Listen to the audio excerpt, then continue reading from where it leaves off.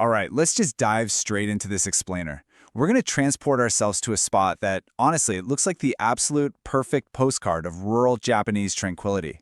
This is modern-day Aoki Village, tucked way deep in the quiet forests of Nagano. But I want you to completely strip away the centuries for a second and think about this stark contrast. If you picture the peaceful modern landscape, you've got empty fields, rustling leaves, birds singing, right? But back then, well, the deafening, bustling reality of this exact same spot 1,300 years ago was entirely different.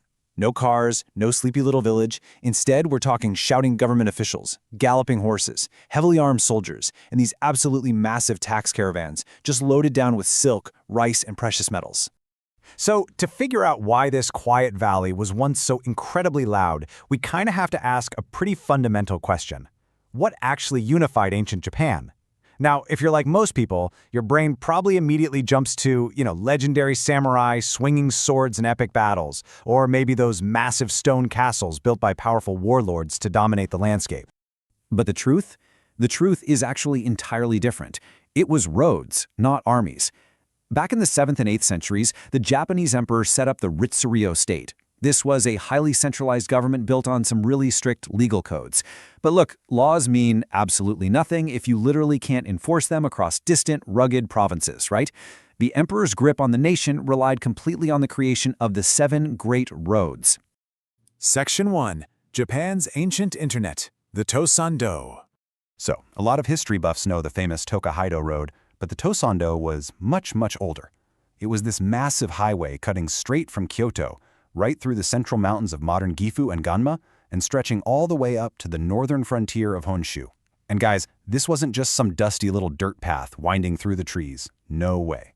This was a highly organized, multi-purpose network. We're talking a postal system, a military highway for moving troops, a tax highway funneling regional wealth back to the capital, and a rapid communication network. It's honestly best to think of it as ancient Japan's internet, moving data, resources, and imperial power at speeds that were just totally unprecedented for the time.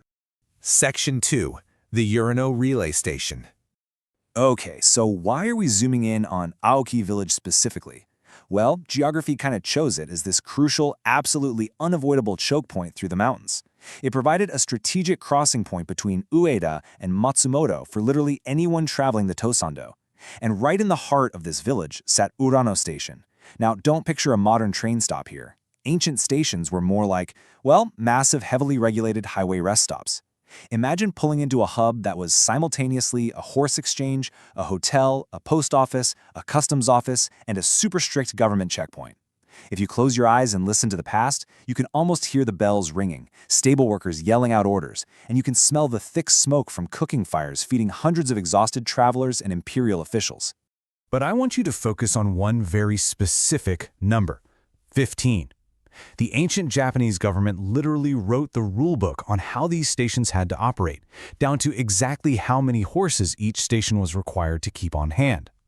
Standard stations across the entire country, they were issued 10 horses. But Urano, along with the nearby Nishikori station, were allocated 15. So why the special treatment? Well, it was because of what lay just ahead of them. The grueling Hofukuji Pass. This thing was the ultimate bottleneck. The government knew for a fact that horses and riders were going to be pushed to their absolute physical limits. We're talking navigating dense, blinding fogs, brutal winter snowstorms, not to mention the very real threat of wolves and bandits hiding out in those deep forests. The terrain was just so incredibly punishing that they literally needed 50% more horsepower just to survive the crossing. And honestly, this just brilliantly illustrates how ancient logistics worked in action. Think about the relay sequence. An official messenger carrying super urgent decrees arrives completely exhausted. He immediately hands off his documents, or maybe swaps for a fresh horse, and just rides away without a single second of delay. It's exactly like the famous American Pony Express, except, centuries earlier. This system is what allowed urgent imperial messages to just tear across rugged mountainous Japan at truly astonishing speeds. It kept the whole empire connected. Section 3. When roads move ideas. Let's shift gears for a second here, because while yes, physical logistics and tax rides are super important, you have to remember, when you move people, you inevitably move ideas. The Tōsandō carried way more than just government decrees and tired soldiers. It acted as this massive superhighway for culture. Flowing straight out from the capital of Kyoto, right along this exact route, came the teachings of Buddhism, really advanced architectural techniques, master artisans looking for their next gig, and brand new technologies. The road was basically a vital conduit, just breathing cultural innovation into these remote rural provinces. And you don't even have to look hard to see the proof. Just take Daihōji Temple right there in Aoki Village. Local tradition ties this gorgeous temple directly to the Urano Station. Its famous 3-story pagoda, which has this amazing nickname, the tower that makes you look back, is actually a recognized national treasure. And this architectural marvel wasn't just built in a vacuum. It was built by master craftsmen who themselves traveled along the Tōsandō. The road literally changed the skyline and the entire spiritual landscape of the region. Section 4. The Ghost Highway. So how exactly does a highway that united an entire empire just vanish from the map? Where did this roaring ancient internet actually go? Well, moving through the timeline of history, the road never truly vanished. The world just kind of moved on. Back in the 8th century, the Tōsandō was everything. It was the whole shebang. But by the medieval period, political power shifted and the routes began to change.